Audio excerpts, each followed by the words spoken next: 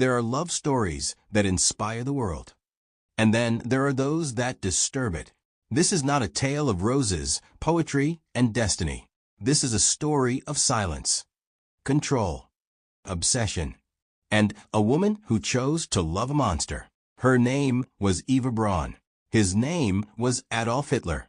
And, together, they built a relationship hidden behind the most terrifying regime in history. Chapter 1. The First Glance, Munich, 1929.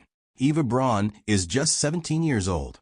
Young, curious, impressionable. She works as an assistant in a photography studio owned by Heinrich Hoffmann, the man responsible for shaping Hitler's public image.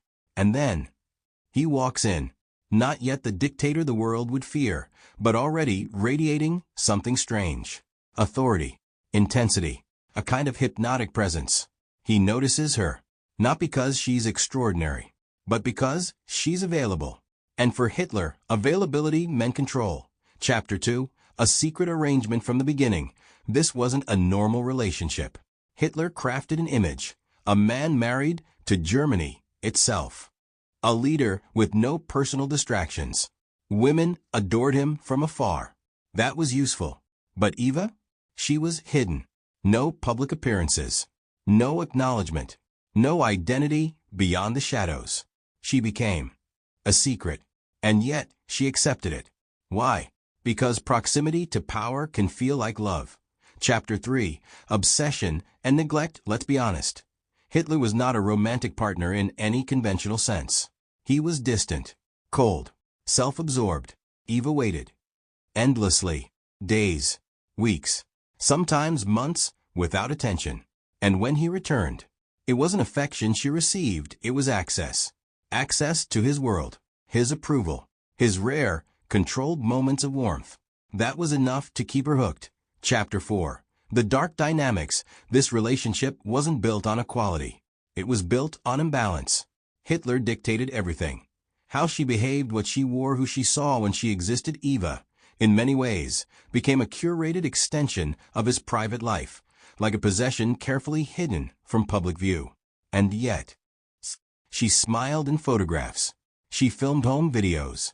She played the role of the cheerful companion, a performance inside a nightmare. Chapter 5. Attempts to be seen twice. Eva Braun attempted suicide. Let that sink in.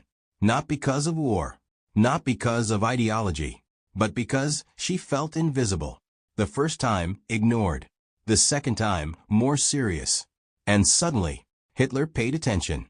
Not out of love, necessarily, but out of necessity. He realized something. If she disappeared, so would his carefully controlled private comfort. So he adjusted. Not enough to make her equal, just enough to keep her. Chapter 6. Life at the Berghof. High in the Bavarian Alps stood the Berghof, Hitler's mountain retreat.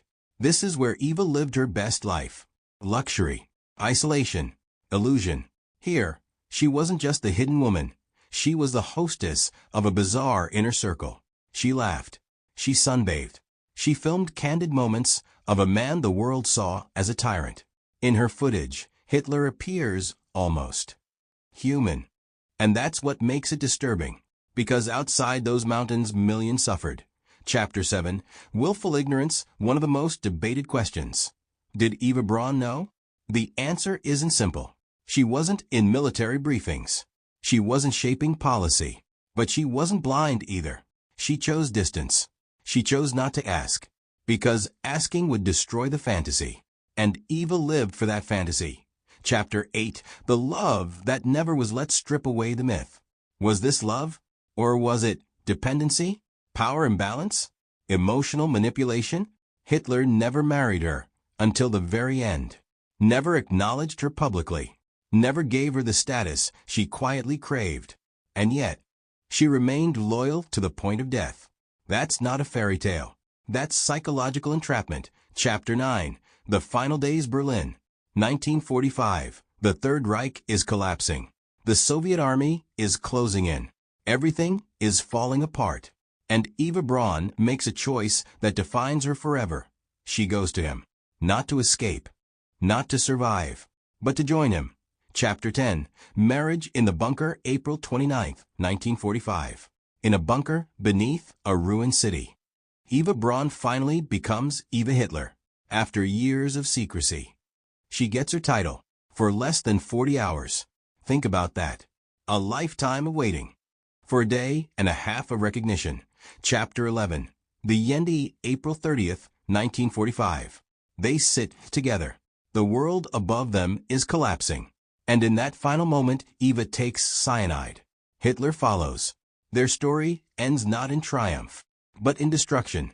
OEUTRO. The truth behind the story, this isn't a love story. It's a case study of how power distorts relationships, obsession replaces affection, and illusion becomes stronger than reality. Eva Braun didn't just love a man. She loved an idea, a position, a fantasy she refused to let go of, even when it cost her everything. And Adolf Hitler? He didn't need love. He needed control. Closing line: some relationships are written in poetry. Others